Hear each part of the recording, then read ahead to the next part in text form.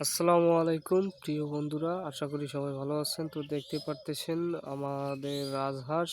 তো রাজহাঁসকে নিয়ে আজকে খাবার খাওয়ানোর জন্য নিয়ে আসলাম একটা ফাঁকা মাঠে। তো আপনারা বুঝতেই পারতেছেন যে আজকে প্রচুর পরিমাণে তাপমাত্রা এবং বেশি রোদ থাকার কারণে ছায়াযুক্ত একটি মাঠে নিয়ে আসলাম আমার রাজহাঁসগুলোকে ঘাস খাওয়ানোর জন্য। তো আশা করি সবাই দেখতে পারতেছেন। তো পশু পাখির মাঝে কিছু সময় কাটানো আপনাদের মাঝে তুলে ধরলাম। তো সবাই দেখুন আমাদের রাজহাঁস। তো এদেরকে সুস্থ রাখার জন্য অনেক সময় অনেক কিছু টিপস ব্যবহার করতে হয় এবং কিছু মেডিসিনের প্রয়োগ করতে হয়। তো এই দেখেন আমার রাজহাঁসের বাচ্চাগুলো সুন্দরভাবে ঘাস খাচ্ছে। তো এদের চাহিদা অনুযায়ী প্রয়োজন অনুযায়ী ঘাস খাওয়ানোর জন্য ফাঁকা মাঠে নিয়ে যাওয়াটা খুবই ভালো। তো এরা এদের চাহিদা মতো খাবার খাচ্ছে। তো এই কারণেই নিয়ে আসলাম আজকে একটা ফাঁকা মাঠের মধ্যে। তো আশা করি সকলেই দেখতে পারতেছেন। তো আমার ইউটিউব চ্যানেল আপকে রানা চ্যানেলটিকে সাবস্ক্রাইব করে পাশেই থাকবেন এবং নতুন নতুন ভিডিও পাওয়ার জন্য অপেক্ষা করুন। আপনাদের মাঝে নতুন নতুন ভিডিও দেওয়ার জন্য চেষ্টা করব। তো দেখতে পারতেছেন যেহেতু আমার ক্যামেরাম্যান না থাকার কারণে আমি নিজেই ভিডিও করি, আপনাদের মাঝে তুলে ধরি। তো এই দেখেন আমার রাজহাঁস, এগুলো বাচ্চা আছে। বাচ্চাদের সঙ্গে বাচ্চাদের মা ওরাও ঘাস খাচ্ছে। তো মূলত ঘটনা হলো এদেরকে সুস্থ রাখার জন্য কিছু অ্যান্টিবায়োটিক প্রয়োগ করতে হয়। তো আপনারা যারা রাজহাঁস পালন করেন, তো আপনারা একটু মাঝে মাঝে একটু সতর্ক সহিতে পালন করবেন।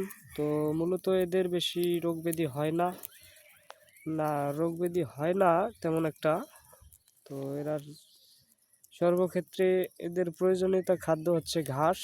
এরা ঘাস খায় এবং বিভিন্ন ধরনের গাছগাছালিও খায়, জংলি গাছগাছালি খাওয়ার কারণে এদের রোগ ব্যাধি তেমন একটা হয় না। তো এই দেখেন কি সুন্দরভাবে ঘাস খাচ্ছে এরা। তো আশা করি সবাই দেখতে পারতেছেন একটা খোলা মাঠের মধ্যে হাঁসগুলোকে নিয়ে আসছি আজকে ঘাস খাওয়ানোর জন্য। প্রচুর পরিমাণ রোদ হওয়ার কারণে তো একটু ছায়ার মধ্যে আমার হাঁসগুলোকে ঘাস খাওয়াচ্ছি। তো আপনারা সকলেই দেখতে পারতেছেন। সকলেই ভালো থাকবেন, সুস্থ থাকবেন, আমার চ্যানেলটিকে সাবস্ক্রাইব করে সঙ্গেই থাকবেন। আশা করি আপনাদেরও কাজে লাগবে। বিভিন্ন ধরনের পরামর্শ দিতে পারবো এবং পরামর্শ দেওয়ার জন্য চেষ্টা করব। এই দেখুন বাচ্চাগুলোর সাইজ।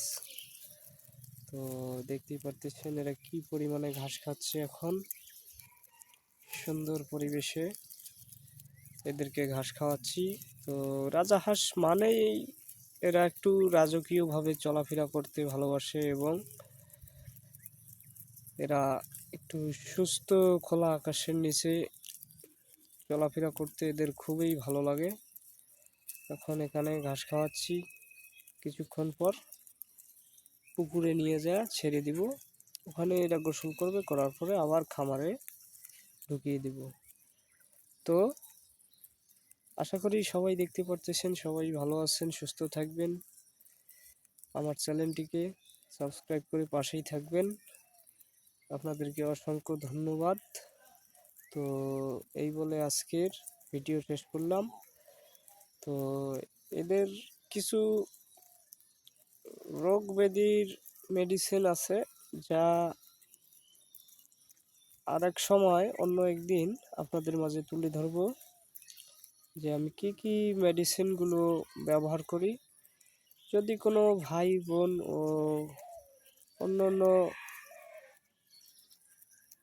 জাতীয় ভাই বোনদের কোনো প্রকারের সমস্যা হয়, তো একটু সতর্ক সহিতে ডাক্তারের পরামর্শ নেবেন, নিয়ে চিকিৎসা করবেন। ইনশাআল্লাহ সুস্থতা এবং সাফল্য অর্জন করবেন। তো আশা করি সবাইকে জানাই আন্তরিক শুভেচ্ছা এবং ধন্যবাদ। আমার চ্যানেলটিকে সাবস্ক্রাইব করে পাশেই থাকবেন।